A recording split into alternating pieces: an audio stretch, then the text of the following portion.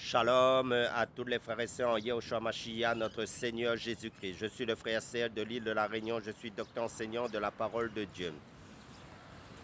Salutations à tous ceux qui sont en Europe, en Asie, dans les îles. Nous sommes le dimanche 23 novembre 2025. Nous sommes dans le sud de l'île de la Réunion, dans la ville de Saint-Pierre, dans l'île de la Réunion. Nous sur ma chaîne, nous parlons que de la parole de Dieu, de notre Seigneur Yahushua Mashiach, notre Seigneur Jésus-Christ.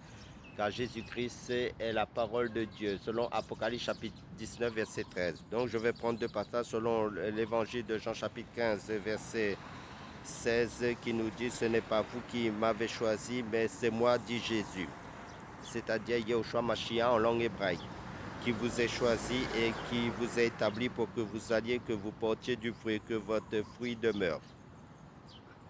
Et je prends notre passage sur le Colossiens chapitre 4, verset 17.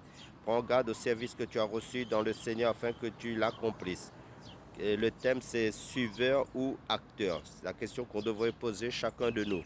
Sommes-nous suiveurs dans l'œuvre du Seigneur ou acteurs dans l'œuvre du Seigneur? Donc, la vie de ces personnages de la Bible nous interpelle. Berger nomade, Lot suit son oncle Abraham, un croyant qui vivait près de Dieu. Quand il doit choisir lui-même un lieu d'habitation, il opte pour la plaine fertile de Sodome. Or, les hommes de Sodome étaient méchants et grands pécheurs. Devant l'Éternel, il a sous-estimé le danger que représentait cette ville pour lui et sa famille. Plus tard, Dieu a dû le sauver in extremis de la destruction de Sodome, selon Genèse chapitre 13, verset 13, et Genèse chapitre 19, verset 29.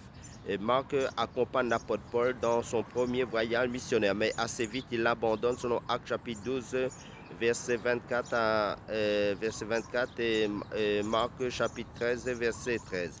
Le chemin était trop dur pour lui. Heureusement, plus tard, il retrouvera sa place dans le service avec Paul, selon 2 Timothée chapitre 4, verset 11. D'autres exemples nous encouragent. Le couple Prisca et Aquilas, compagnons d'œuvre ou collaborateurs de Paul, ont risqué leur vie pour délivrer l'apôtre qu'ils aimaient, selon Romains chapitre 16, versets 3 à 4. Marie et PSI ont beaucoup travaillé pour le Seigneur.